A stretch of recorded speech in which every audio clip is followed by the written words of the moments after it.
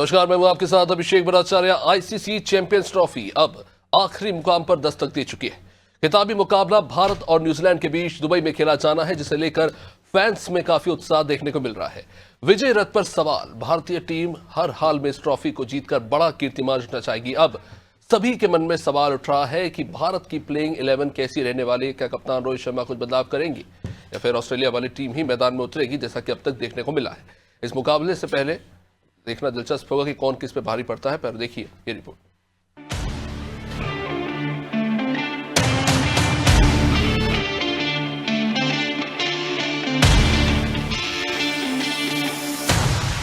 ICC one day champions trophy अब अपने आखिरी मुकाम तक पहुंच गई है।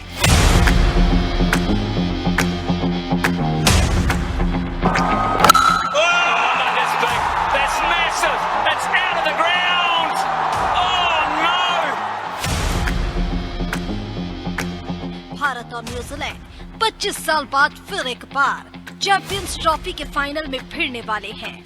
दुबई के इंटरनेशनल मैदान में दोनों टीमें खिताबी मुकाबला खेलेंगी। दिलचस्प बात यह है कि 25 साल पहले साल 2000 में भी भारत और न्यूजीलैंड इस टूर्नामेंट के फाइनल में आमने सामने थे, जहां कीवी टीम ने खिताब जीता था।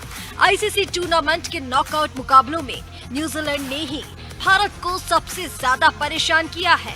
भारत और न्यूजीलैंड आईसीसी नॉकआउट मुकाबलों में 4 बार आमने सामने हुए हैं। 2023 से पहले तक तो न्यूजीलैंड ने भारत को तीनों नॉकआउट मैच हराए थे। ये साल 2000 के चैंपियंस ट्रॉफी फाइनल, 2019 के वनडे वर्ल्ड कप सेमीफाइनल और 2021 के वर्ल्ड टेस्ट चैंपियनशिप फाइनल में मिली थी। 2023 के वनडे वर्ल्ड कप सेमीफाइनल में भारत ने स्ट्रैंड को तोड़ा और न्यूजीलैंड को 70 रन से हरा दिया था।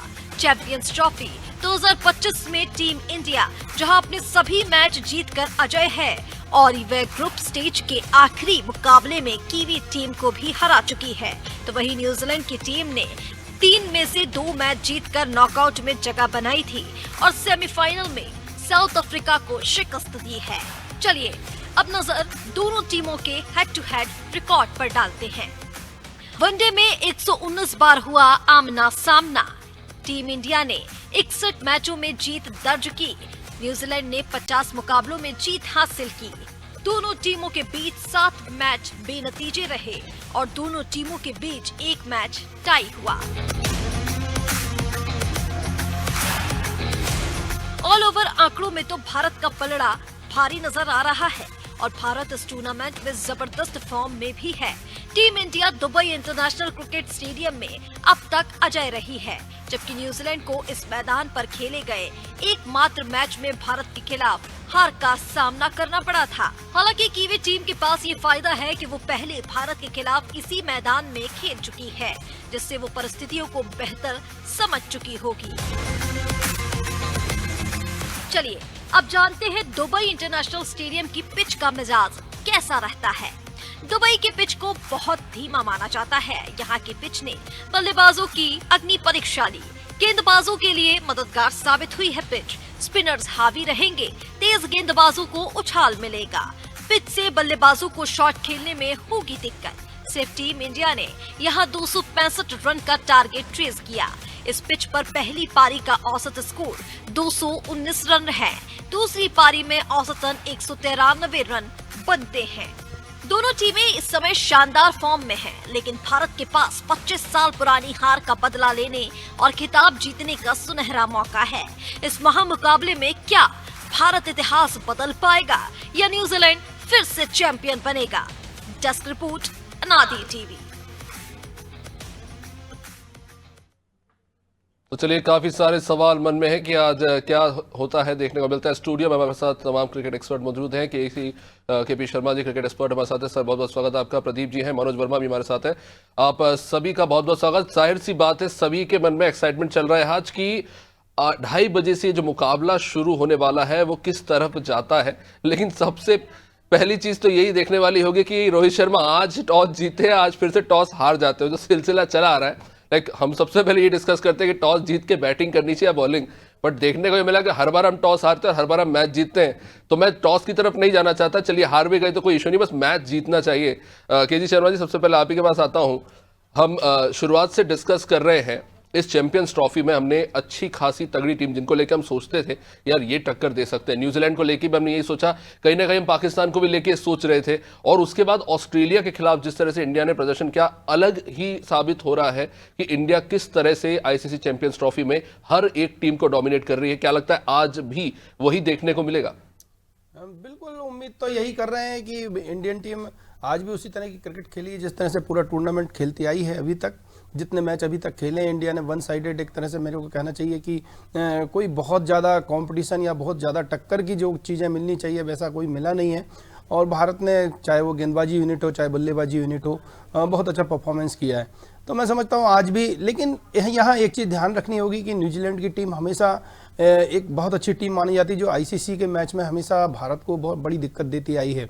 और खास तौर पर जब नॉकआउट मुकाबले होते हैं, चाहे वो चैंपियंस ट्रॉफी का 2000 का फाइनल रहा हो या वो आईसीसी का टेस्ट चैंपियनशिप भी रहा हो, तो कहीं ना कहीं न्यूजीलैंड से एक खतरा हमेशा बना रहता है। तो मैं समझता हूँ भारतीय टीम को आज बहुत सोचकर चलने की जरूरत है, जैसे विलियमसन है। चलिए मैं बीच में आपको रोक रहा हूँ केजी शर्मा जी, और जैसा कि हम बात ही कर रहे थे, एक बार फिर से इंडिया टॉस हार गई है। ये बड़ा कंफ्यूजिंग है कि हमें इस पर दुखी होना चाहिए, खुश होना चाहिए। भारत इस बार पहले गेंदबाजी करेगा। न्यूजीलैंड ने टॉस जीतकर पहले बल्लेबाजी करने का फैसला लिया है। थोड़ी देर पहले सुनील गावस्कर जी भी पिच को लेकर कह रहे थे कि पिच में थोड़ी पेस है स्टार्टिंग में, यानी कि पेस बॉलर जो है इफेक्टिव रह सकते हैं फर्स्ट इनिंग में। और कहीं ना कहीं इसका बैटिंग में भी जो है बैट्समैन को जो पहली बैटिंग करे उनको लाभ मिल सकता है, क्योंकि बैट पर बढ़िया तरीके से बॉल आएगी। तो शायद कहने का ये चीज़ भी न्यूजीलैंड ने अपने दिमाग में रखी होगी, टॉस जीत के पहले बल्लेबाजी करने का फैसला लिया है। जी केजी शर्मा जी, आप बात पूरी कीजिए, मैं अगला सवाल फिर पूछता हूँ। मैं वापस यदि हम जैसे अभी टॉस की बात कर रहे हैं, न्यूजीलैंड पहले बैटिंग करने जा रहा है, तो हमें न्यूजीलैंड से थोड़ा सा संभल कर खेलना होगा। खास तौर पर अब चूंकि पहले गेंदबाजी है तो न्यूजीलैंड को एक कम टोटल में वहां पर रोकने की ज़रूरत भी है, क्योंकि इस ग्राउंड पर एक हमेशा स्पिनर्स के सामने बड़ी दिक्कत होती आई है। ये स्पिन फ्रेंडली विकेट यदि मैं कहूँ तो कोई अतिशयोक्ति नहीं है। तो हालांकि वनडे क्रिकेट में दोनों तरफ से नया बॉल होता है, तो करीबन 5 से 10 ओवर तक थोड़ा सा स्विंग भी वहाँ पर देखने को मिलता है। उसके बाद लेकिन थोड़ा सा मैच फंसता है, उतना आसान नहीं होता वहाँ पर बैटिंग करना। तो मैं समझता हूँ कि भारतीय चाहे वो गेंदबाजी यूनिट हो चाहे वो फील्डिंग हो, हमें हर एक चीज़ में आज अपना 100% देने की ज़रूरत है। और न्यूजीलैंड को एक कम स्कोर पर रोककर हमें फिर अब टारगेट चेस करने की बात है, तो हमारे ऊपर एक्स्ट्रा कोई प्रेशर ना आए, इसलिए हमें एक बहुत अच्छे से एक यूनिट की तरह खेलकर न्यूजीलैंड को कम स्कोर पर रोकने की ज़रूरत है। मनोज जी क्या कहेंगे? आज न्यूजीलैंड पहली बैटिंग करने जा रहा है। इंडिया को हमेशा से माना जाता था कि इंडिया चेज में बड़ा एक्सपर्ट माना जाता है, लेकिन इस चैंपियंस ट्रॉफी में हमने देखा है कि आप चाहे आप इंडिया से फर्स्ट बैटिंग करा लीजिए या चेज करा लीजिए, दोनों में हमने बेहतरीन प्रदर्शन करके दिखाया है। हालांकि कभी ना कभी मैच जरूर फंसते हुए नजर आया, चाहे बांग्लादेश के खिलाफ हो या बीच में ऑस्ट्रेलिया के खिलाफ मैच फंसता हुआ नजर आ रहा था, लेकिन India has always come back और चौंकाया हर बार। तो आज भी ये लगता है कि आज हमारे जो टीम के सीनियर प्लेयर्स हैं, अगर बैटिंग चेज की अगर हम इंडियन टीम की बात करें तो उन्हें एक बड़ा रोल अदा करना होगा इस मैच में। देखिए, पहले तो जो शर्मा जी ने कहा, पहले तो हमारी गेंदबाजी यूनिट को ये देखना होगा कि न्यूजीलैंड बड़ा स्कोर ना कर पाए, क्योंकि हमने 255 भी यहाँ चेस किया है और सारी परिस्थितियाँ हमारे अनुकूल है, क्योंकि लगातार यहाँ सारे मैच हमने अपने यही खेले हैं। और जिस पिच पर आज ये मैच होने वाला है वो संभवतः पाकिस्तान के खिलाफ जिस पिच पर मैच हुआ था उसी पर ये मैच आज हम खेलने वाले हैं। तो उसके बारे में हमारे स्पिनर्स को भी अच्छे से पता है कि वो पिच का मूड व्यवहार कैसा है। और जहाँ तक दुबई की बात है, लगभग 60 मैच हुए जिसमें से चेस करने वाली टीमों ने 37 मैच जीते हैं। और ये लो स्कोरिंग मैच जरूर यहाँ हो रहे हैं इस ट्रॉफी में, लेकिन 355 भी एक हाईएस्ट स्कोर रहा है यहाँ। इंग्लैंड ने बनाया इसी पिच पर, तो ऐसा नहीं है कि इस पर रन नहीं बने हैं। डिपेंड करता है कि आपके सामने गेंदबाजी यूनिट कौन सा है, क्योंकि हमने इंग्लैंड और ऑस्ट्रेलिया का मैच भी देखा पिछली बार कि लग रहा था एक तरफा इंग्लैंड जीत जाएगा, लेकिन ऑस्ट्रेलिया ने बीट किया उनको। हमने दक्षिण अफ्रीका के 2 मैच भी देखे थे, पाकिस्तान में हुए थे, अच्छे खासे स्कोरिंग मैच थे, वो हाई स्कोरिंग मैच थे। तो आज भी उम्मीद की जाना चाहिए कि टीम इंडिया का प्रयास यही रहेगा, क्योंकि शमी जिस फॉर्म में है और अगर दूसरे एंड से उनको हार्दिक पांड्या का अच्छा सपोर्ट मिला तो मुझे लगता है कि पहले 7-8 ओवर के बाद फिर जाहिर तौर पर स्पिनर्स को लेकर आना पसंद करेंगे रोहित। तो ऐसे में टीम मोमेंटम मुझे लगता है टीम इंडिया के पास रहेगा। और पहला पावर प्ले में अगर हम 2-3 विकेट गिरा लेते हैं, या अगर न्यूजीलैंड 60-70 रन बना लेती है तो फिर मैच का मुझे लगता है कि फिर हर पावर प्ले या हर 5 ओवर के हिसाब से दोनों टीमें मुझे लगता है अलग अलग रणनीति बनाएंगी। और जो पिछले मैच का आपने कहा है कि जो हमको लगता है कि हम एज ए दर्शक हम देखते हैं कि ये मैच फंस रहा है, लेकिन कप्तान की अपनी एक रणनीति होती है, उसको पता है कि कहाँ तक खेल को लेकर जाना और कहाँ पर उसको गियर बदलना है। पिछले मैच में आप देखिए ऐसा लग रहा था केन विलियमसन बहुत आराम से बल्लेबाजी कर रहे थे, लेकिन उन्होंने एक बार गियर चेंज किया और बाद में किसी ने सोचा नहीं था कि न्यूजीलैंड 350 प्लस का स्कोर करेगी।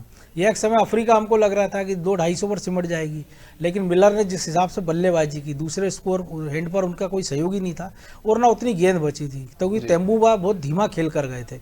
तो अगर उस समय थोड़ा वो तेज खेलते स्ट्रेटेजी के हिसाब से तो उस मैच का परिणाम भी कुछ हो सकता था। तो मुझे लगता है टीम इंडिया गेंद दर गेंद ओवर टू ओवर हिसाब से रणनीति बना के चलेगी और यही मुझे लगता है रणनीति न्यूजीलैंड की होगी। ज़ाहिर तौर पे जिसका इंस्टिंक्ट ज़्यादा अच्छा होगा वो मैच पर हावी होगा और ऐसा देखने को मिला भी इंडियन टीम में। खैर इस वक्त की अपडेट आपको बता देते हैं। इस वक्त आप स्क्रीन पर देख रहे हैं इंडियन टीम की प्लेइंग 11। कोई बदलाव नहीं किया गया है, वही 4 स्पिनर्स की जोड़ी के साथ उतरेंगे और जैसा कि उम्मीद की जा रही है मोहम्मद शमी ओपनिंग बॉलिंग करते नजर आएंगे इस मैच में।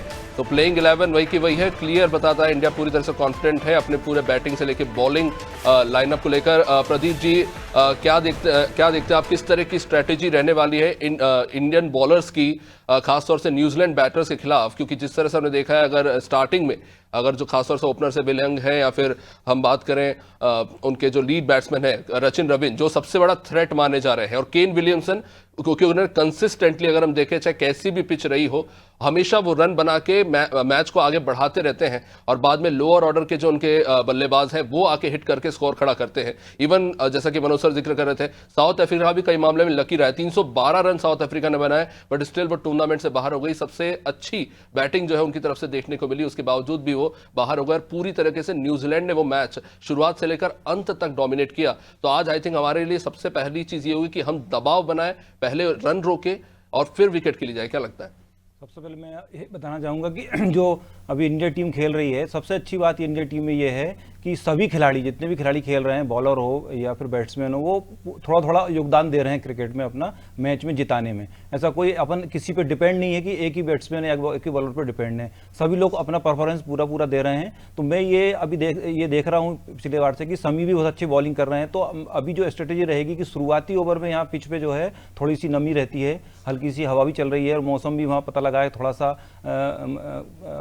बादल का मौसम भी है। तो अभी इंडिया टीम चाहेगी कि शुरू के 2-3 ओवर 5 ओवर में 2-3 विकेट गिरा के उनको प्रेशर में ला सके और ये मैच वही टीम जीतेगी। पिछली बार मैंने कहा था स्पिनर के बल पे जो स्पिनर खेलेगी अच्छा खेलेगी, लेकिन इस मैच में थोड़ा अंतर ये है कि पिछला मैच जो था वो लीग मैच था, लेकिन ये मैच जो है वो एक फाइनल मैच है और आईसीसी टूर्नामेंट का फाइनल मैच है और प्रेशर जो है वो इंडिया टीम पे ज़्यादा रहेगा क्योंकि जो दर्शक जो हैं वहाँ के इंडिया टीम के दर्शक मैक्सिमम ज़्यादा रहेंगे। तो न्यूजीलैंड पे प्रेशर कम रहेगा, इंडिया टीम पे प्रेशर ज़्यादा रहेगा। तो मैं ये कोशिश मतलब मैं ये इंडिया टीम से चाहूँगा कि वो उस प्रेशर को निकाल के मैच को आगे बढ़ाए। और बाकी स्ट्रेटेजी की बात तो 4 स्पिनर खिलाए गए हैं, तो मेरे को उम्मीद है कि वो स्पिनर जो हैं वो कम से कम न्यूजीलैंड को कम से कम स्कोर पे रोकेंगे और ज़्यादा स्कोर नहीं बने देंगे। क्योंकि अब इंडिया टीम ने देखा है कि पहली बैटिंग करने के बाद भी मैच जीते हैं, सेकंड बैटिंग करने के बाद भी जीते हैं। पिछली बार ऑस्ट्रेलिया के खिलाफ जब अपन 265 बनाए थे उन्होंने, तो ये बोला गया था कि किसी हालत में इंडिया टीम जीत नहीं पाएगी, बहुत कम परसेंटेज था जीतने का। लेकिन इंडिया टीम जिस तरह से खेली, जिस तरह से कोहली खेले और चेज मास्टर बन के निकले, वो उन्होंने टीम को जितवाया। और जिस तरह क्योंकि टैक्टिस चेंज की है इंडिया टीम ने, चेज करने के लिए टैक्टिस चेंज की है, जिस तरह से उन्होंने 84 रन की पारी खेली और 50 सिंगल खेले। तो आज इस तरह से टीम इंडिया कम पर स्कोर को समेट के और मैच जीतेगी, ये मुझे उम्मीद है। प्रदीप जी, बात हो रही है जैसे कि आपने कहा कि दबाव इंडिया पे होगा क्योंकि वहाँ पे बहुत फैंस होंगे, पर न्यूजीलैंड के बारे में क्या कहेंगे? देखिए न्यूजीलैंड एक ठंडा देश है, कहीं ना कहीं उन्होंने बैटिंग ली है, शायद उसका भी एक रीज़न यही हो। ह्यूमिडिटी काफ़ी ज़्यादा है दुबई में, क्या उसका भी इम्पैक्ट पड़ता है? कि ये जो हीट की बात बहुत होती है, बट आज के टाइम पे जब हम एडवांस क्रिकेट इतना खेल रहे हैं तो एक एक प्लेयर या बॉलर्स होते हैं वो 30-30 40-40 बॉल फेंकने की। Even Shoaib Akhtar is also saying कि अगर अपने आप को इंटरनेशनल बॉलर कहते हैं, पेस बॉलर, तो एटलीस्ट आपको एक बार में 30 ओवर फेंकने की काबिलियत आपके अंदर होनी चाहिए, इतनी कैपेसिटी आपको चाहिए। तो ये जो हीट वाले फैक्टर पे बड़ी बात होती है, क्या इतना इम्पैक्ट डालता है प्लेयर्स के ऊपर, खासतौर से उनकी एनर्जी और स्ट्रेंथ को लेकर? नहीं, ये तो अंतर पड़ता है, लेकिन क्या होता है इस लेवल पे, जिस लेवल पे आप क्रिकेट खेल रहे हैं अंतर्राष्ट्रीय लेवल पे, उस लेवल पे आपको ये तैयारी करके चलने पड़ती है कि वहाँ पर जो मौसम रहेगा उस हिसाब से हमको किस तरह से खेलना है। जैसे अभी वहाँ 29 से 30 डिग्री टेम्परेचर है वहाँ पर, तो ये उतना ज़्यादा नहीं है। न्यूजीलैंड वालों के लिए थोड़ा तकलीफ महसूस होगी, लेकिन वो उनकी ट्रेनिंग इस तरह से होती है। आईपीएल में हमारे यहाँ आएंगे तो 42 डिग्री टेम्परेचर, हाँ, अपने यहाँ तो 42 डिग्री टेम्परेचर होता है, और जो शुरू के जो 4 बजे से मैच होता है उसमें तो उनको पूरा टाइम धूप में रहना पड़ता है, उसमें 40 से 42 डिग्री टेम्परेचर रहता है। तो ये कोई फर्क नहीं पड़ने वाला हो सकता, क्योंकि अंतर्राष्ट्रीय स्तर पर जब कोचेस लोग और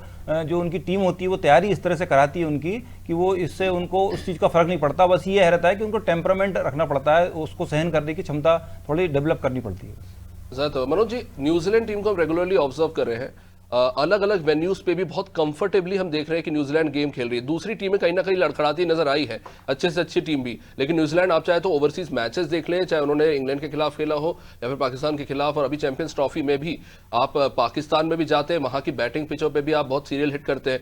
दुबई के में भी जो इंडिया के खिलाफ मैच हुआ था वहां पे भी कहीं ना कहीं न्यूजीलैंड थोड़ी हावी होती नजर आई थी। हालांकि बाद में भारतीय गेंदबाजों ने, खासतौर से वरुण चक्रवर्ती ने शानदार वापसी कराई, लेकिन ये बड़ा दिलचस्प देखना कि न्यूजीलैंड के प्लेयर्स जो है बड़ी जल्दी डिफरेंट कंडीशंस को बहुत तेजी से अडॉप्ट करते हैं, स्पेशली देयर फील्डिंग वो भी काफी कमाल की रही है।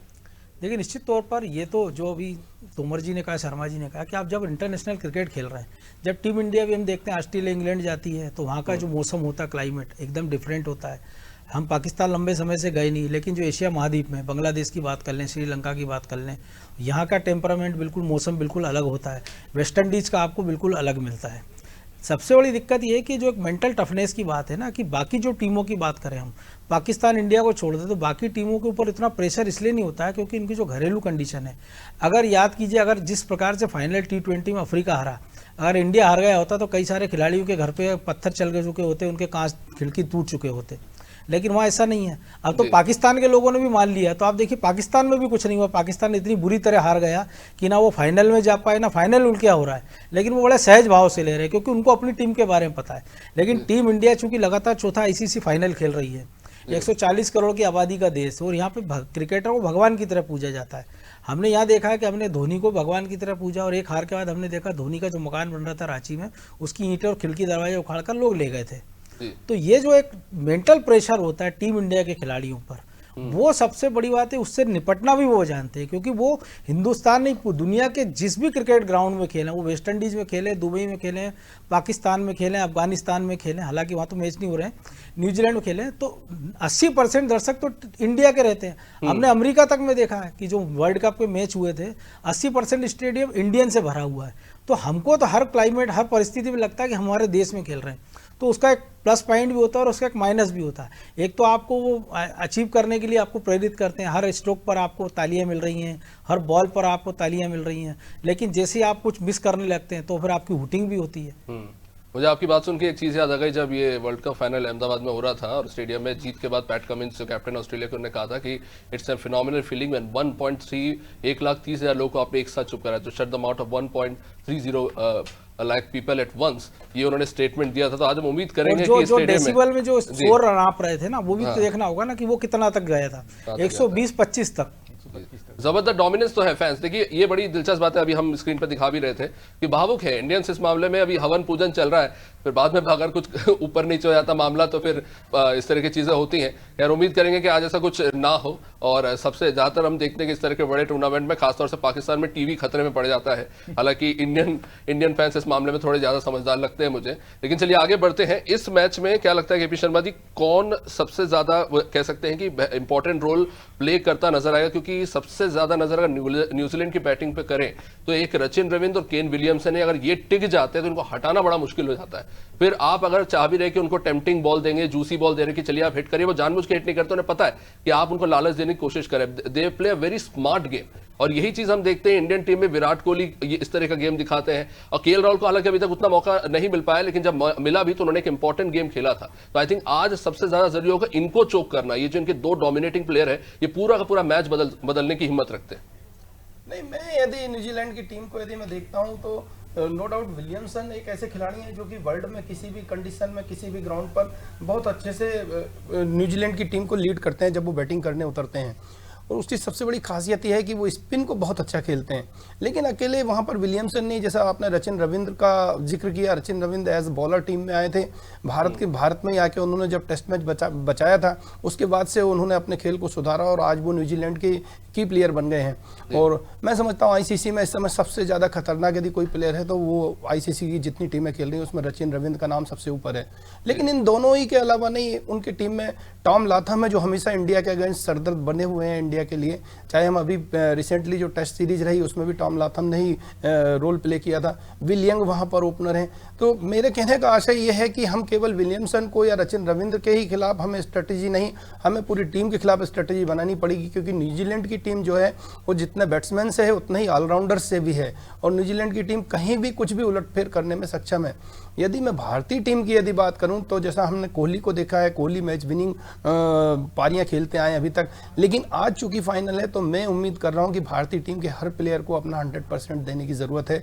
सबसे पहले यदि ओपनिंग स्लॉट की यदि मैं बात करूं तो रोहित और गिल को आज अच्छी पारी खेलने की जरूरत है। रोहित को अपनी शानदार कप्तानी जिस तरह से वो करते आ रहे हैं, आज बल्ले से भी उतना शानदार प्रदर्शन करने की जरूरत है। और यदि मैं समझता हूं उस तरह की यदि ओपन आज गिल और रोहित ने कर दी और एक बड़ी पारी, एक बड़ी ओपनिंग पार्टनरशिप थी इंडियन टीम वहां पर करने में सक्सेस हो गई, तो इंडियन टीम को रोकना थोड़ा सा मुश्किल हो जाएगा न्यूजीलैंड के लिए। क्योंकि हम देख रहे हैं पिछले मैच जो इंडिया टीम ने जीते हैं उसमें पार्टनरशिप्स का बड़ा रोल रहा है। वहां पर गिल या रोहित वहां पर यदि जल्दी आउट हुए तो कोहली और श्रेयस अय्यर ने वहां पर पार्टनरशिप की है। अक्षर पटेल वहां पर बीच में आए, लेफ्ट हैंडेड बैटिंग करते हैं, भले ही उन्होंने 28 या 40 रन बनाए लेकिन वहां पर उन्होंने एक पार्टनरशिप देकर गए जिससे भारत को मैच जीतने में मदद मिली है। तो मैं समझता हूँ जैसा आपने केएल राहुल का जिक्र किया कि उनको मौके नहीं मिले, मैं समझता हूँ उनकी जो भूमिका है वो मैच फिनिशर के रूप में है। तो मैच फिनिशर के रूप में उनको अपना 100% देने की जरूरत है, जैसे कभी धोनी किया करते थे, ऑस्ट्रेलिया की टीम में माइकल बेवन हुआ करते थे। तो ये बहुत बड़ी जिम्मेदारी होती है कि मैच को मिडिल ऑर्डर ने बना दिया, ओपनर्स ने एक अच्छा स्टार्ट दे दिया, उसके बाद फिनिशर्स वहां पर कैसे मैच को फिनिश करते हैं और भारतीय टीम को कैसे जिताते हैं। शर्मा जी, ये जो इंडियन बैटिंग लाइनअप पे एक चीज गौर करें, पहले के समय में भी ये चीज बहुत दिखते थे कि अगर शुरुआत में विकेट गिर गए तो टीम दबाव में आती है, रन रेट जो है घटने लगता है। बट हाल फिलहाल में हम ये चीज देख रहे हैं, अगर वहां पे ऊपर विकेट गिर भी गए तो श्रेयस अय्यर आके इस तरह का गेम खेलना शुरू करते हैं कि एक तरफ से अक्षर पटेल हिट कर रहे हैं, दूसरी तरफ से श्रेयस अय्यर, तो वो रन रेट को भी सस्टेन कर रहे हैं, साथ ही साथ ऊपर दबाव भी नहीं आने दे रहे हैं और रन तो बेहतर बन ही रहे हैं। तो ये एक बड़ा बदलाव देखने को मिला है। आज इंटरव्यू में जब शुभमन गिल से ये बात पूछी गई, हालांकि उनको 2 साल हुए हैं इस वक्त इंटरनेशनल मैच खेलते हुए, उन्होंने कहा था कि इस वक्त मेरे ख्याल से जिस बैटिंग लाइनअप के साथ वो खेले इंडियन टीम की सबसे बेस्ट लाइनअप है, क्योंकि हर एक प्लेयर सेटल्ड दिख रहा है, उसकी जो पोजीशन है उस पर, चाहे वो मिडिल ऑर्डर हो, लोअर ऑर्डर हो या टॉप ऑर्डर हो। तो I think that is the best thing. एक कुशनिंग इफेक्ट मिल जाता है, ऊपर वाले प्लेयर एकदम खुल के मार रहे हैं, नीचे अपने पास 4 प्लेयर हैं। निश्चित रूप से आप सही कह रहे हैं। ये भारतीय टीम में जो ये बदलाव देखने को मिला है उसकी सबसे बड़ी वजह ये है कि मिडिल ऑर्डर सिंगल डबल से वहाँ पर पार्टनरशिप पर फोकस कर रहा है। एक अच्छी पार्टनरशिप यदि वहाँ पर 80-90-100 रन की जैसा हमने देखा, लगातार हम देखते आ रहे हैं, पिछले मैच में भी 91 रन की पार्टनरशिप वहाँ पर हुई श्रेयस अय्यर और कोहली के बीच में, फिर उसके बाद अक्षर पटेल के साथ में पार्टनरशिप हुई। तो ये एक बड़ा गेम चेंजिंग फैक्टर होता है कि जब सिंगल डबल से हम बॉलर्स को डोमिनेट करते हैं, एक ओवर में यदि हम बैट्समैन 4 सिंगल लेने में यदि कामयाब होता है तो निश्चित रूप से बॉलर के ऊपर भी वो प्रेशर आता है, वो फिर एक लूज डिलीवरी वहाँ पर बैट्समैन को मिलती है और कहीं ना कहीं बाउंड्रीज भी मिलती रहती हैं रेगुलरली। तो वो जो पार्टनरशिप होती है उससे ओपनिंग स्लॉट में यदि कोई जल्दी विकेट गिरता भी है तो उसका प्रेशर वहाँ पार्टनरशिप्स के कारण नहीं आता। और एक सबसे बड़ी चीज़ जो अभी इंडियन टीम में है, पहले वो चीज़ नहीं होती थी कि इंडियन टीम ज़्यादातर राइट हैंडेड बैट्समैन पर फोकस करती थी, लेकिन इस समय जो इंडियन टीम का जो बैटिंग स्लॉट है, राइटी और लेफ्टी का जो कॉम्बिनेशन है, उससे अपोनेंट बॉलर को सेट होने का मौका नहीं मिलता। उनको हर बार जैसे ही सिंगल होता है हर बार उनको लेंथ चेंज करनी पड़ती है। और ये सबसे बड़ा कारण है कि भारतीय टीम इस समय सबसे पीक पर है, सबसे स्ट्रॉन्ग बैटिंग लाइनअप दिखती है। सिंगल डबल्स के साथ में अटैक को, अपोनेंट को डोमिनेट करना और एक अच्छी पार्टनरशिप बिल्ड करके मैच को लेके जाना और वहां पर जीतना, ये सबसे बड़ा रीजन है भारतीय टीम का। निश्चित रूप से मनोज जी, हम बात कर रहे थे कि न्यूजीलैंड और इंडिया के बारे में सबसे दिलचस्प बात यह है कि इन्हें आर्च एनिमीज कहा जाता है। कुछ इस तरह से कि अगर आपके पास अगर शुभमन गिल है तो उनके पास सेंटनर है, रचिन रविंद्र है, अगर आपके पास विराट कोहली तो हमारे पास केन विलियमसन है, अगर आपके पास कुलदीप यादव है तो हमारे पास सेंटनर है ब्रेसवेल। ये एक तरह की एक बड़ी सिमिलर सी एक सेटअप दिखती है दोनों टीमों के बीच में। आज क्योंकि ये कहा जा रहा है कि जो 2 टीमों के बीच मुकाबला है स्पिन वर्सेस स्पिन है, the mystery bowler Varun Chakravarthy बुरी तरह से हावी हुए थे न्यूजीलैंड पे, तो जाहिर तौर पर आज बड़ी मेहनत की होगी न्यूजीलैंड टीम ने, खास तौर से वरुण चक्रवर्ती के लिए। क्या लगता है इंडियन टीम की क्या स्ट्रैटेजी होगी आज बॉलिंग के नजरिए से? खास आपने कहा ना, मैं एक चीज और उसमें जोड़ देता हूँ, हमारे पास शमी है लेकिन आज उनके पास हेनरी नहीं है। हाँ, इंजर्ड है आई थिंक।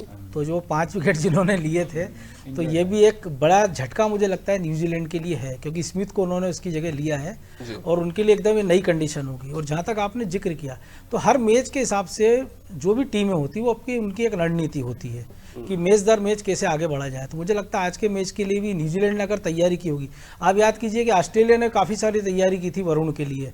जब मैच शुरू हुआ उसके पहले हम देख रहे थे कोच समझाते आ रहे थे लगातार ट्रेविस हेड को, लेकिन ट्रेविस हेड जैसे ही वरुण चक्रवर्ती आए वो ललचाए और अपना विकेट गंवाया। और बाय लक की बात होती है ना, पहले 5-6 ओवर की जो गेंदबाजी थी हमारी ऑस्ट्रेलिया के खिलाफ, हमको ऐसा लग रहा था कि हम जैसे ऑस्ट्रेलिया के किसी मैदान में खेल रहे थे। उतनी उछाल उतना स्विंग था कि ट्रेविस हेड और जो उनके साथी बल्लेबाज थे वो गेंद को छू तक नहीं पा रहे थे। और जो शुरुआती रन बने थे वो सारे वाइड बॉल पर थे, इतना स्विंग था।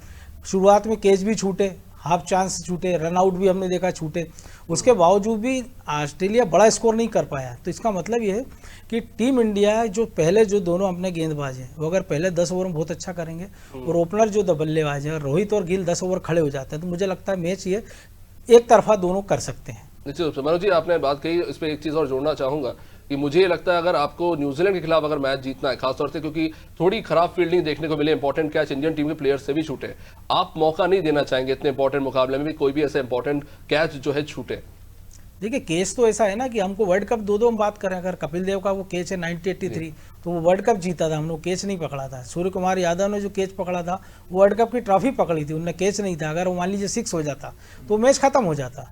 तो कैच ऐसी चीज है कि कोई एक बल्लेबाज आप एक रन पे भी आउट कर सकते हैं। ये माने कि और वो सो भी बना सकता है। इंप्रेस किया है अपनी फील्डिंग से, जिस तरह की फील्डिंग उन्होंने की है पूरे आप याद करिए ग्लेन फिलिप्स का जो कैच उन्होंने विराट कोहली का पकड़ा था तो 0.69 सेकंड में, वो विराट कोहली शायद अभी भी हैरान उस कैच को लेकर। और उतनी रिएक्शन टाइम हमारे पास शमी के पास था।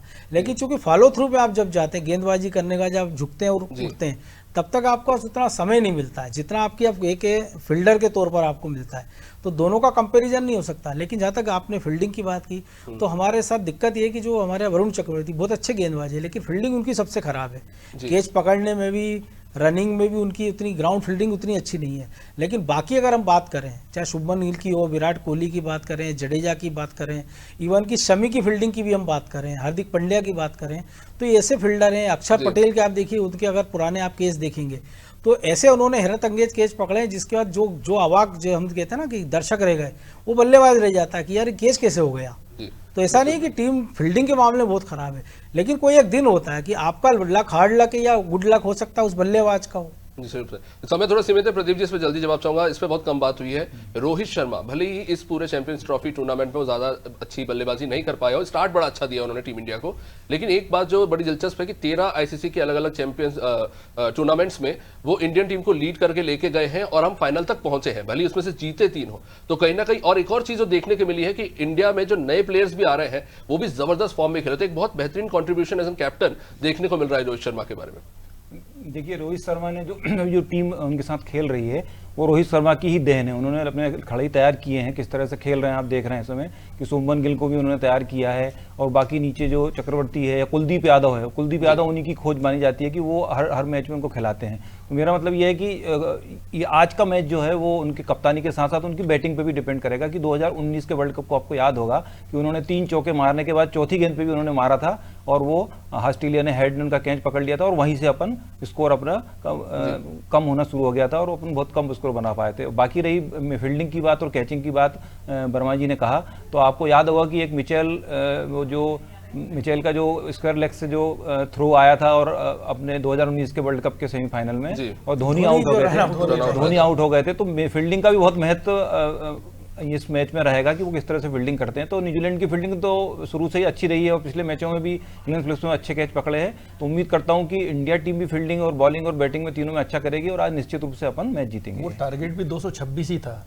2019 के वर्ल्ड कप में। वो तकलीफ तो अभी भी है, कहीं दिल में आराम से जीतेंगे। बारिश का जब मैच जैसा हमने बांग्लादेश के खिलाफ एक मैच में देखा था कि लग रहा था बांग्लादेश एक तरफा जीत रही, लेकिन एक रन आउट ने मैच बदल दिया था पूरा। तो फील्डिंग का बहुत महत्व रहता है।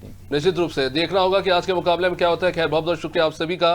तो अब से कुछ ही मिनटों बाद ये महामुकाबला शुरू होने जा रहा है और हम उम्मीद कर रहे हैं कि नतीजा हमारे पक्ष में हो, लेकिन मैं ये भी उम्मीद कर रहा हूं कि ये मुकाबला बेहद शानदार हमें देखने को मिले। जाहिर तौर पर हर किसी के अंदर उम्मीद है, एक्साइटमेंट है कि आज आखिर क्या देखने को मिलता है। क्या न्यूजीलैंड 25 साल बाद फिर से चैंपियंस ट्रॉफी जीत पाएगा या भारतीय टीम एक और कीर्तिमान रचने जा रही। कुछ ही देर में मैच शुरू होने जा रहा है। आप देखते रहिए नाउ द टीवी। नमस्कार।